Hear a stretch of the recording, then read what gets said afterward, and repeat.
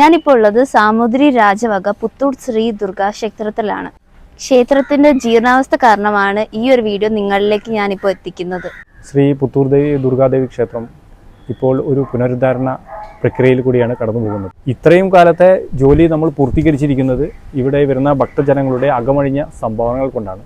പക്ഷേ ഇനിയുള്ള കാലത്തും നമുക്ക് ഇങ്ങനെയൊരു ജോലി പൂർത്തീകരിക്കുന്നതിന് ഭക്തജനങ്ങളുടെ നിന്ന് അകമഴിഞ്ഞ സംഭാവനകൾ നമുക്ക് കിട്ടിയാൽ മാത്രമേ അത് പൂർത്തീകരിക്കാൻ പറ്റുള്ളൂ. ഈ ക്ഷേത്രത്തിൻ്റെ ചുറ്റമ്പലിനായിട്ട് ഏകദേശം 1 കോടി രൂപയോളം ചെലവിടുന്നതാണ്. ഈ ഒരവസ്ഥയിൽ നല്ലവരായ ഭക്തജനങ്ങൾ കഴിവിൻ്റെ പരമാവധി പണം ഇതിലേക്ക് അയച്ചിട്ട് ഇത് മുന്നോട്ട് കൊണ്ടുപോകാനുള്ള എല്ലാവിധ സഹായങ്ങളും ഭക്തജനങ്ങളുടെ ഭാഗത്തുനിന്നുണ്ടാകണം.